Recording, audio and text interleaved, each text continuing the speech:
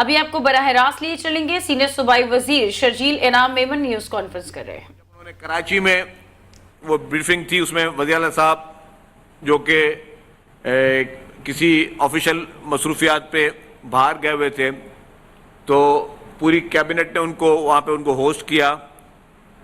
تو انہوں نے جب سندھ کی پوری بریفنگ دیکھی تو ورلڈ بینک نے اس چیز کو سراہا کہ جو سندھ پیپلز ہاؤسنگ پروجیکٹ ہے SPHF، وہ ان کا خود کہنا تھا کہ یہ ایک ایسا پروجیکٹ ہے جس کو ہم پوری دنیا میں جہاں پہ ڈسکس کر رہے ہیں وہاں پہ ورلڈ بینک کی بھی واہ واہ ہو رہی ہے اور خصوصی طور پر سندھ حکومت کی بھی واہ واہ ہو رہی ہے، کیونکہ دنیا کی تاریخ کا سب سے بڑا پروجیکٹ، دنیا کی تاریخ کا سب سے بڑا پروجیکٹ، ہاؤسنگ پروجیکٹ جو ہے وہ بننے جا رہا ہے۔ 21 لاکھ بے گھر لوگوں کو مفت میں گھر بھی دیا جا رہا ہے، اس گھر کی خواتین کو اس جو کہ سرکاری زمینوں پہ تھے ان کو اس کی اونرشپ دی جا رہی ہے، ٹائٹل دیا جا رہا ہے، اور ابھی تک 7.5 لاکھ گھر بن چکے ہیں۔ اس سے پہلے نیپال میں ایک زلزلہ آیا تھا جس کے بعد 8 لاکھ گھر نیپال میں بنے تھے، اور ہم بنانے جا رہے ہیں 21 لاکھ گھر۔ تو میں یہ بتاتا چلوں کہ یہ کریڈٹ پاکستان کو جاتا ہے، یہ کریڈٹ سندھ حکومت کو جاتا ہے، اور یہ کریڈٹ چیئرمین بلاول بھٹو زرداری صاحب کو جاتا ہے، اور یہ کریڈٹ پاکستان پیپلز پارٹی کی لیڈرشپ کو جاتا ہے، اور چیف منسٹر سندھ کو جاتا ہے، جس میں چیف منسٹر صاحب نے خصوصی طور پر جس طریقے سے اس پروجیکٹ کو انہوں نے سپروائز کیا ہے کہ اس وقت تک 7.5 لاکھ گھر تیار ہو چکے ہیں، اور ہر مہینے 50,000 گھر بننے جا رہے ہیں۔ اس حساب سے 2 مہینے کے بعد، اگر میں اپریل کی بات کروں، اینڈ آف اپریل پاکستان کا نام grains book of world record میں آ جائے گا کہ کلیمٹی کے بعد، کیٹاسٹرافی کے بعد پاکستان کو یہ ٹائٹل ملے گا کہ یہ واحد ملک ہوگا جس نے دنیا کی تاریخ میں کسی متاثرین کو اتنی بڑی تعداد میں گھر بنا کے دیے۔ اپریل میں انشاءاللہ تعالی، اینڈ آف اپریل، ہم یہ ورلڈ ریکارڈ بنائیں گے، اور پھر جو ہمیں 21 لاکھ گھر کمپلیٹ کرنے ہیں، یہ دنیا کی تاریخ میں اس طرح کی مثال نہیں ملتی۔ حکومتیں صرف اس لیے نہیں ملتی کہ حکمران جو ہے وہ صرف جو ہے پروٹوکول کو انجوائے کریں، اور حکمران جو ہے وہ جھنڈے لگا کے گاڑیوں میں گھومتے رہیں۔ حکومتیں اس لیے دی جاتی ہیں کہ اگر کوئی غریب عوام ہے اور غریب عوام اس ملک کی کسی مصیبت میں ہے تو اس مصیبت زدہ لوگوں کو کس طرح ریسکیو کریں، کس طریقے سے ان کو آپ ان کی مدد کریں۔ یہ جتنے میرے آج حیدرآباد کے صحافیاں موجود ہیں، مجھے وہ سارے چہرے یاد ہیں جب 2022 کا بدترین ایک پورا صوبہ ڈوبا ہوا تھا، آپ سب لوگوں نے وہ چیزیں کور کی ہیں کہ صرف ہر جگہ پانی اور پانی تھا۔ تو جو ورلڈ بینک کے وہ انچارج تھے، انہوں نے وہاں پہ اس پرسوں والی میٹنگ میں مجھے سوال پوچھا، انہوں نے کہا کہ جب ہم نے ان کو پوری SPHF کی بریفنگ دی تو انہوں نے کہا کہ آپ نے یہ تو بتائیں، یہ تو آپ ابھی کی چیز بتا رہے ہیں، لیکن جب یہ سیلاب اور برسات یہ چیز آئی تھی اس وقت آپ لوگوں نے کیا کیا تھا، اس وقت آپ کی سچویشن کیا تھی؟ تو پھر میں نے ان کو ایکسپلین کیا، میں نے کہا جی جب یہ صورتحال آئی تھی تو ہر طرف پانی اور پانی تھا، لوگ بہت مایوس تھے، لیکن ہم بھی مایوس تھے،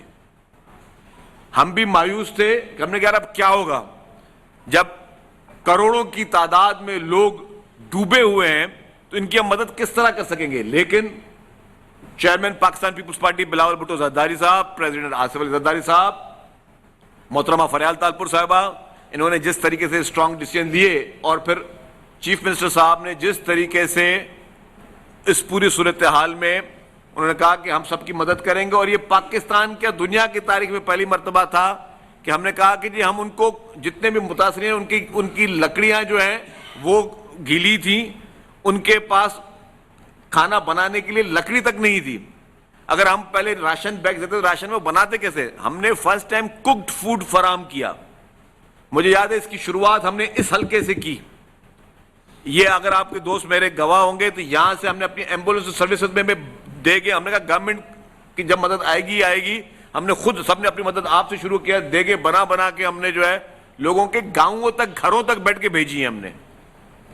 تو یہ تھا جذبہ خدمت کا. تو ہم نے ورلڈ بینک کے اس وقت کو بتایا کہ جی ہم نے پھر یہ کیا, پھر بہت سارے ایشوز تھے, ہم نے ٹینٹس لیے, ٹینٹ سٹیز بنائے, سرکاری عمارتوں میں ہم نے لوگوں کو ٹھہرایا, پھر وہاں پہ ان کو ماسکیٹو نیٹس, میڈیکل ٹیمیں, ہیلتھ ڈپارٹمنٹ, سب نے اتنا پرو ایکٹیولی کام کیا کہ مطلب اگر کسی این جی او کے حوالے کیا جاتا تو اتنا مین پاور کسی کے پاس نہیں آ سکتا. لیکن پاکستان پیپلز پارٹی کی لیڈرشپ نے, پیپلز پارٹی کے ورکرز نے, پیپلز پارٹی کے ایم پی ایز نے, پیپلز پارٹی کے ایم این ایز نے جس طریقے سے وہ کام کیا, یہ دنیا کی تاریخ کا بڑا کام ہے. ہماری میموری بہت چھوٹی ہوتی ہے, ہم تنقید کرنے کے لیے پہلے آ جاتے ہیں, ہم میموری کو بالکل یاد نہیں کرتے. حالانکہ وہی سیلاب, وہی برساتیں پنجاب میں بھی ہوئیں, وہی خیبر پختونخوا میں بھی ہوئیں, وہ بلوچستان میں بھی ہوئیں. لیکن کیونکہ پاکستان پیپلز پارٹی کی حکومت سندھ میں تھی تو سندھ گورنمنٹ نے یہ انیشیٹو لیا اور اس کو دنیا کی تاریخ کا عظیم ترین منصوبہ بنایا. اب ہم شروع کرنے جا رہے ہیں, ہم آپ کو سارے گھر دکھانے جا رہے ہیں. ہم آپ کو دکھائیں گے وہ گھر کے جو لوگ, ہم نے اس پہ بیفور اور آفٹر ڈالا ہوا ہے کہ جو لوگ اس وقت جب جن کے گھر ختم ہو چکے تھے, مسمار ہو چکے تھے, ڈوب چکے تھے, ان کے آج اسی جگہوں پہ ان کے اپنے پکے مکانات ہیں جو کلائمیٹ ریزیلینس کے حساب سے بنائے گئے ہیں کہ خدا نہ خواستہ ان فیوچر اگر کوئی آفت آتی ہے تو پھر دوبارہ ان کو سرکار کی طرف جانے کی ضرورت نہیں پڑے گی.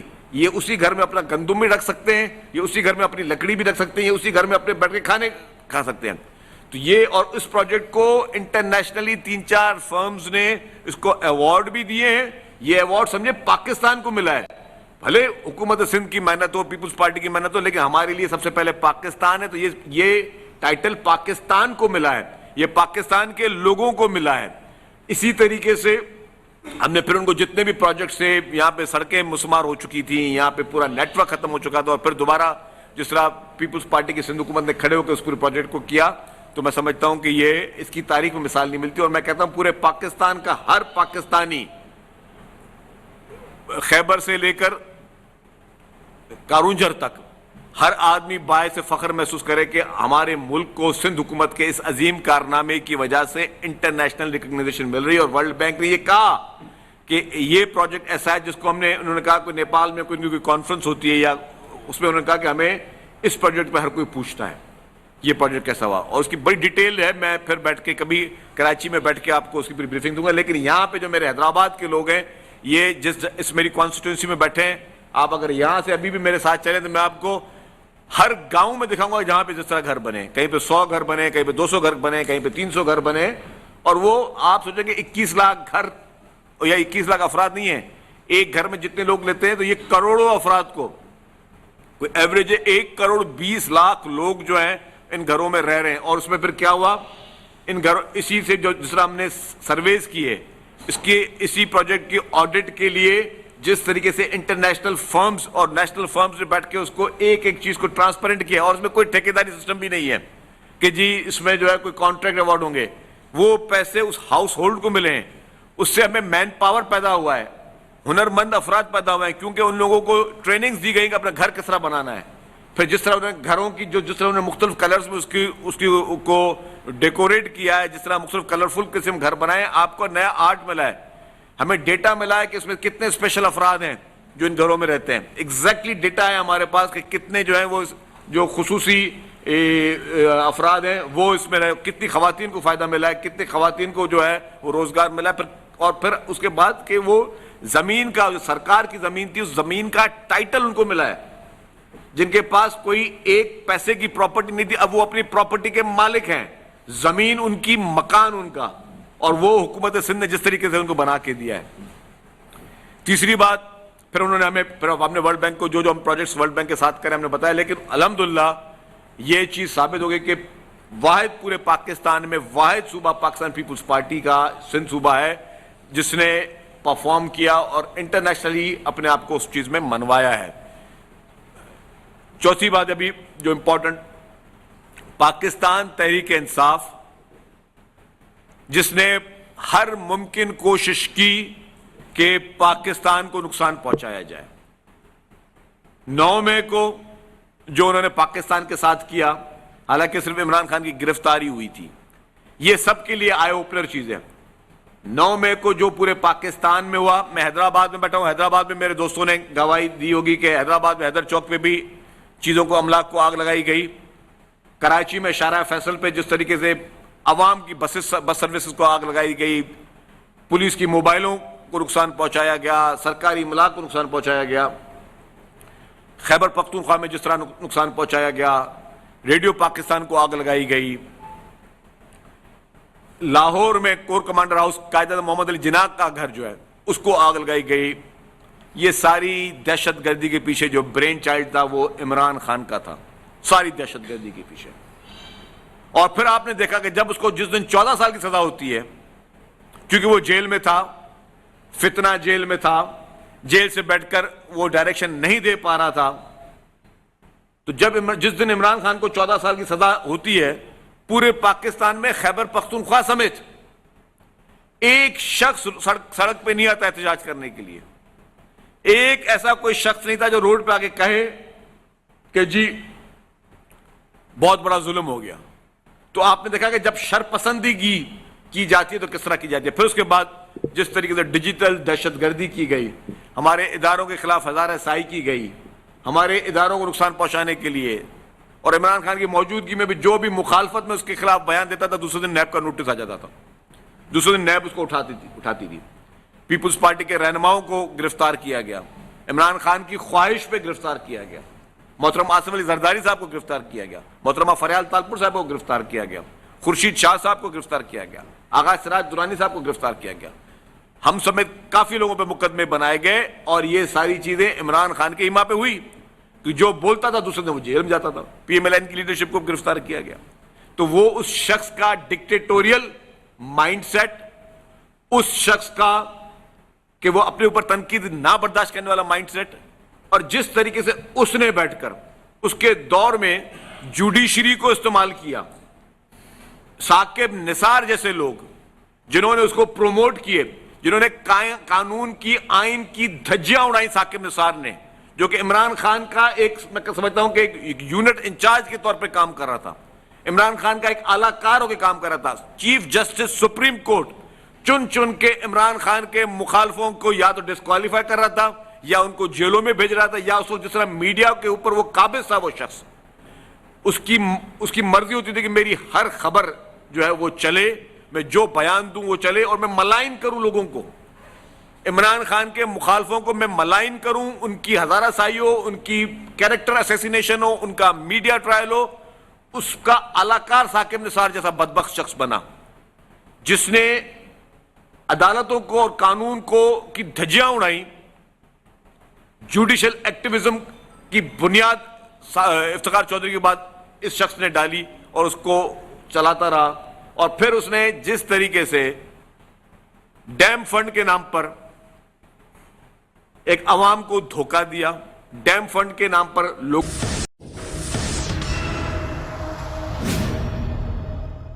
کہ بھائی کے پی کے، بی آر ٹی اور ملم جابا پہ نیب اور ایف آئی کو روک دیا کہ آپ انویسٹیگیشن نہیں کر سکتے. بھائی آپ کس طرح انویسٹیگیشن نہیں کر سکتے؟ کیوں انویسٹیگیشن نہیں کر سکتے؟ کون سے قانون کے تحت آپ انویسٹیگیشن نہیں کر سکتے؟ یہ بتانا ہوگا کسی کو. یہ چھوٹے کرائم نہیں ہے. آج جوڈیشل کمیشن ان چیزوں کو پروب کرے کہ بھائی کس قانون کے تحت یہ آرڈر تھے. اور پھر عمران خان جو کہ کہتے ہیں جی یہ باقی سب چور سے یہ ایماندار تھا. اگر باقی سب چور سے یہ ایماندار تھا تو اس ایماندار شخص نے یہ کام کیوں کیا؟ پھر اسی طریقے سے فارن فنڈنگ کیس میں بھی یہی ہوا کہ 6 سال تک آپ نے اسٹے لیے کہ جی فارن فنڈنگ کیس میں تلاشیاں ہماری نہیں ہو سکتی. آپ نے 15 اکاؤنٹ اپنے چھپا دیے، باقی جو اکاؤنٹ شو کرنے والے تھے وہ شو کر دیے، جو چھپانے تھے چھپا دیے. اور جب وہ کھلے تو الیکشن کمیشن آف پاکستان، جس کے چیف الیکشن کمشنر کو عمران خان صاحب کہتے ہیں بہت اچھا آدمی جس کو میں نے رکھا ہے، الیکشن کمیشن آف پاکستان جب وہ اکاؤنٹس کی بات کرتا ہے، بولا جو اکاؤنٹ عمران خان نے چھپائے اس میں بھارت سے پیسے آئے، اس میں اسرائیل سے پیسے آئے، اور ان اکاؤنٹ کے نمبرز. اور پھر پاکستان کے ایک بے بک صحافی ارشد شریف شہید، ان کا پروگرام دیکھ لیں یوٹیوب پہ جا کے سارے، جس میں وہ کہتے ہیں کہ ہاں اندر دوسان اور فلانا ان لوگوں نے عمران خان کو پیسے دیے. تو مجھے بتائیں کہ ایک پاکستانی پولیٹیشین کو اسرائیل اور بھارت کیوں پیسے دے رہا ہے کہ وہ الیکشن میں اپنی کیمپین کرے. اس کے کیا مقاصد حل ہو رہے ہیں اسرائیل اور بھارت کے کہ پاکستان میں پاکستان تحریک انصاف کو فنڈنگ کر رہا ہے کہ اس کے وہ مقاصد پورے ہوں. اس میں کیا منطق پیچھے ہے, اس کو ہمارے سامنے لایا جائے. تو خیر یہ پھر انہوں نے کہا کہ سائفر اور میرے خلاف سازش ہوئی ہے, جس نے کچھ نہیں کیا اس کے خلاف سازش کر دی. اور پھر ہم کوئی غلام نہیں, پوری قوم کو ایک غلط راہ پہ ایک غلط ڈائریکشن پہ لگا کے, اور پھر کہا کہ نہیں یار وہ امریکہ نہیں تھا. اور پھر اسی ملک میں جا کے پاکستان تحریک انصاف اپنے سارے لابیسٹ دوڑاتی ہے کہ جی ہمارے لیڈر کو جو ہے وہ باہر نکالو اور ہمیں حکومت چاہیے. اور دن رات لگے ہوئے ہیں. جب نئی الیکشن ہوئی تو Pakistan Tehreek Insaf U S A کا جو آرگنائزر چیف آرگنائزر کہتا ہے جیسے ہی پریزیڈنٹ اوتھ لیں گے اس سے پہلے ہم لوگ جو ہے ہم رپورٹیں دیں گے کہ جی ان کی غیر موجودگی میں پاکستان میں کس کس نے کیا کیا بیان دیا تھا. اب یہ بات میں وہ کیا کر رہا ہوں, یہ بات وہ ہے بھائی کہ وہ تحریک انصاف جو کہتی ہے کہ جی کسی کی مداخلت نہ ہو. ہم بھی کہتے ہیں کسی ملک میں کسی کی مداخلت نہیں ہونی چاہیے, نہ کسی کو کرنی چاہیے نہ کسی کو مانگنی چاہیے. آج وہی پارٹیاں وہاں مداخلت کے لیے منتیں ترلے کر رہی ہیں, اور پھر انہوں نے انتشار کی, پھر کوششیں کی. ان کے میں اپنا نیریٹو بتا رہا ہوں, میں کوئی بات ایسی نہیں کہہ رہا کہ میری طرف سے یا میری پارٹی کی طرف سے میں کوئی الزام لگا رہا ہوں. میرے اس پورے اس کانفرنس میں اگر کوئی ایک بھی کہے کہ یار یہ بات آپ نے کی یہ حقیقت سے مبنی نہیں ہے, یا آپ اپنی طرف سے بول رہے ہو, ایک ایک چیز کا ثبوت میرے دوست ابھی گوگل کر لیں, یوٹیوب پہ جا کے دیکھ لیں. جو بھی اس پریس کانفرنس کو دیکھا ہے وہ سمجھ رہا ہے کہ اگر میں کہیں پہ غلط بیانی کر رہا ہوں, میری کوئی بات جو ہے وہ الزام تراشی ہے, تو برائے مہربانی آپ اٹھا کے وہ یوٹیوب پہ وہ ساری چیزیں دیکھ لیں, گوگل پہ ساری چیزیں اویلیبل ہیں. پھر آپ نے انٹرنیشنلی کوشش کیا پاکستان کو ڈیمیج کرنے کے لیے. پھر جیروسلم پوسٹ اسرائیلی اخبار لکھتا ہے کہ عمران خان جو ہے وہ جیروسلم کے لیے بہت امپورٹنٹ ہے.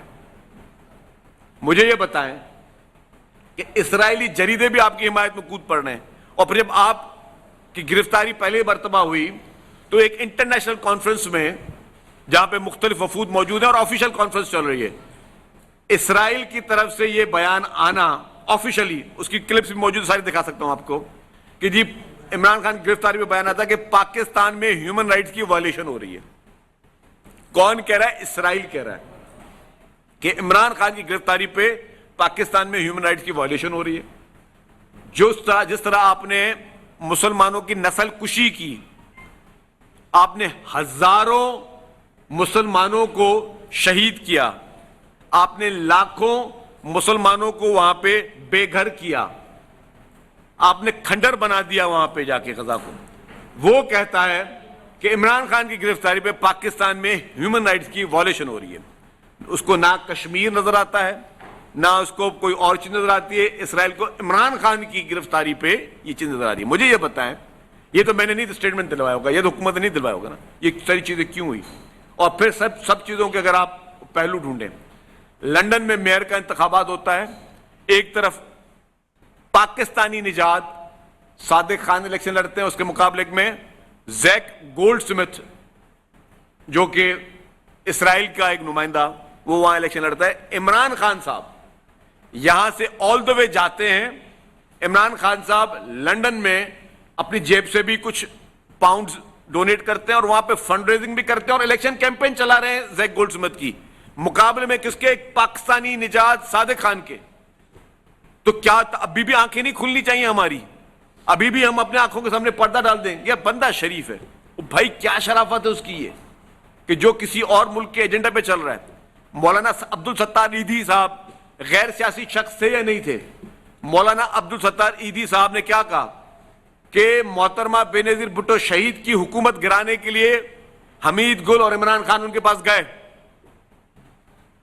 اگر مولانا عبدالستار ایدھی صاحب جو کہ غیر سیاسی آدمی ہیں اور پاکستان کا ہر شخص ان کو نہایتی احترام کے ساتھ نہایتی ادب کے ساتھ دیکھتا ہے, تو ان کا یہ بیان ہے جو کہ آج بھی یوٹیوب میں جا کے ڈال دیں آپ کو مل جائے گا. پھر آپ اسرار الحق صاحب کی سن لیں گفتگو. اسرار الحق صاحب نے بھی یہ بات کہی اور انہوں نے کتنا سال پہلے کی, یہ نہیں کہ جی پی ٹی آئی بننے کے بعد بات کی انہوں نے. انہوں نے آج سے 25 سال پہلے بات کی کہ ایک اسکرپٹ بن رہا ہے اور اس میں عمران خان کو لانچ کیا جا رہا ہے اور یہودی لابی اس کو لانچ کرنا چاہتی ہے, اسرائیلی لابی اس کو لانچ کرنا چاہتی ہے. تو جب ساری چیزوں کے تانے بانے آپس میں ملائیں گے تو کیا ہم یہ نہیں کہہ سکتے یہ شخص ہمارے اوپر تھوپا گیا, اس کا مقصد صرف افراتفری ہے؟ پھر جس طریقے سے اسلام آباد پہ دعوے بولے گئے, اب خیبر پختونخوا میں پی ٹی آئی کی حکومت پچھلے 16-17 سال سے ہے, سب کو پتا ہے. آج خیبر پختونخوا میں 5 بجے کے بعد کوئی تھانہ وہاں آپ کو نظر نہیں ملے گا, کوئی چوکی نہیں ملے گی, وہاں حکومت کی رٹ ختم ہو گئی ہے. اور اس 15 سال میں کیا کیا ہوا, اے پی ایس کا واقعہ بھی خیبر پختونخوا میں ہوا, سینکڑوں معصوم بچوں کو دہشت گردی کا نشانہ بنایا گیا. اس 15 سال میں کیا ہوا, بنو جیل بھی بریک ہوئی کہ ویگو کے ڈھالوں میں جلوس کی شکل میں لوگ آتے ہیں, جیل بریک کر کے اپنے دہشت گرد چھڑوا کے چلے جاتے ہیں, اور حکومت کس کی ہے؟ پاکستان تحریک انصاف کی حکومت ہے. تب بھی خاموشی ہے. پھر کیا ہوتا ہے اس وقت جو صورتحال ہے, خیبر پختونخوا کا چیف منسٹر اسمبلی میں کہتا ہے, وفاق کو للکار کر رہا ہے کہ ہمیں چھیڑو نہیں, ہمارے پاس ہتھیار بھی ہے, ہمارے پاس پیسہ بھی ہے, اور ہمارے پاس ہمت بھی ہے, ہم آپ سے لڑیں گے آ کے. کس کو للکار رہا ہے؟ وفاقی حکومت کو للکار رہا ہے. اگر آپ کے پاس بقول آپ کے کہ پیسہ بھی ہے, بقول آپ کے پاس ہتھیار بھی ہے, اور واقعی آپ سمجھتے ہو کہ آپ کے پاس ہمت بھی ہے, تو میرے پیارے بھائی آپ پہلے ان دہشت گردوں سے جا کے لڑو جو خیبر پختونخوا میں آپ لوگ بھی اپنے حلقوں میں نہیں جا سکتے. اس وقت جہاں آپ کی ذمہ داری ہے دہشت گردوں سے لڑنے کے لیے آپ تیار نہیں ہو, آپ حکومتوں سے لڑنے کے لیے تیار ہو. جو معصوم لوگ جنہوں نے آپ کو ووٹ دیے, جن کی جان اور مال کی حفاظت آپ کی ذمہ داری ہے, جس کو آپ بالکل پورا نہیں کر رہے ہو, ان کی جان اور مال کی حفاظت کرنے کے لیے آپ کے ہتھیار کہاں چلے گئے, آپ کے دل گردے کہاں چلے گئے, اور آپ کی ہمتیں کہاں چلی گئی؟ آپ جا کے وفاق سے لڑائی کرنے کے لیے تیار ہو, مختلف پولیٹیکل پارٹی سے لڑائی کرنے کے تیار ہو, اور ابھی بھی آپ کے انتشاری تولا کیا کر رہا ہے کہ آپ نے ہر کوشش کر کے دیکھ لی, آپ نے اپنے اداروں کو دھمکیاں دے کے بھی دیکھ لی, آپ نے اپنے اداروں کے سربراہوں کی media trial, social media trial کر کے بھی دیکھ لیا, آپ نے یہاں سے لوگ باہر بھیج کے تاکہ وہ کھل کے پاکستانی اداروں کو گالیاں دے سکیں, پاکستان کے خلاف سازشیں کر سکیں, آپ نے وہ کر کے بھی دیکھ لیا. آپ نے انٹرنیشنل فرمز بھی ہائر کر کے دیکھ لی, آپ نے اسی امریکہ میں لابیسٹ فرمز ہائر کی ہیں. بھائی آپ کا کیا کام کہ آپ امریکہ میں یا باقی ممالک میں, اسرائیل میں اور یو کے میں باقی ممالک میں جا کے آپ لابنگ فرمز ہائر کرو کہ جو آپ کی لابنگ کرے. کس چیز کی لابنگ آپ چاہ رہے ہو؟ آپ تو بقول آپ کے کہتے ہو کہ آپ عوام پہ اعتماد کرتے ہو, اگر عوام پہ اعتماد کرتے ہو تو لابنگ آپ کو باہر کی کیوں چاہیے؟ آپ نے وہ کر کے بھی دیکھ لی. آپ نے آئی ایم ایف کو خطوط لکھ کر بھی دیکھ لیے کہ آئی ایم ایف پاکستان کی امداد بند کر دو. آپ نے وہ ہر کام کر دیا جس سے پاکستان کو نقصان پہنچے. آپ نے تو یہ بھی کہہ دیا تھا کہ میں ایٹم بم بھی گرانے کے لیے تیار ہوں پاکستان پر. تو جب آپ یہ سارا کام کر کے تھکے نہیں, پھر آپ نے کہا کہ اب مختلف پارٹیوں کا ہم اتحاد بنائیں. اب ہر اس پارٹی کے پاس جا رہے ہو جن کو آپ کبھی جلسوں میں بٹھا کر گالیاں دیتے تھے, جن کو آپ برا بلا بولتے تھے, کہ آپ سر پہ دوپٹے اور شالیں پہن کر کس کی نقلیں اتارا کرتے تھے. آپ نے وہ ہر برا کام کر کے دیکھے, اور آپ کی جو دھرنا تھا وہ بھی آپ کی پہچان تھی, جس میں آپ پاکستان کی عوام کو کہہ رہے تھے کہ بجلی کے بل نہ بھرو. بجلی کے بل کو آپ یوں لائٹر سے آگ لگا رہے تھے. آپ وہی ہو نا. پھر آپ کیا کہتے تھے لوگوں کو کہ پاکستان میں لیگلی پیسے نہیں بھیجو, پاکستان سے لیگل پیسے باہر نہیں بھیجو, ہنڈی حوالے کے ذریعے بھیجو. یہ بھی آپ تھے. یہ آپ کا قومی لیڈر ہے جو پاکستان کی, جس کو آپ چاہتے ہو کمانڈ ایسے شخص کو ملے. تو جو شخص آپ کو, اس نے پاکستان کو, پاکستان کی قوم کو, پاکستان کے اداروں کو, پاکستان کی افواج کو, پاکستان کی پولیٹیکل پارٹیز کو, اس پورے ملک کو, اس پوری ریاست کو ہر ممکن نقصان پہنچانے کی کوشش کی. اب اس کے ہواری جو ہیں اب پھر چوچو کا مربع بنانے کے لیے چکر میں لگے ہوئے ہیں کہ اس پارٹی کو بھی شامل کر لیں, حکومت کے خلاف تحریک چلانی ہے, اس پارٹی کو بھی شامل کریں, اس پارٹی کو بھی کریں. اب سنا ہے کہ وہ لوگ پھر آئے بھی ہوئے ہیں کہ جی ہم یہاں پہ بھی کوئی اتحاد بنائیں. بھائی آپ کو جتنے اتحاد بنانے ہیں بنا لیں, آپ کو جتنی سازشیں اس ملک کے خلاف کرنی ہے کر لیں, آپ کو جتنے کھڈے کھودنے اس ملک کے لوگوں کے خلاف, اس ملک کے عوام کے خلاف آپ کھود دیں. ایک بات میں واضح کر دوں, कि आपको नाकाम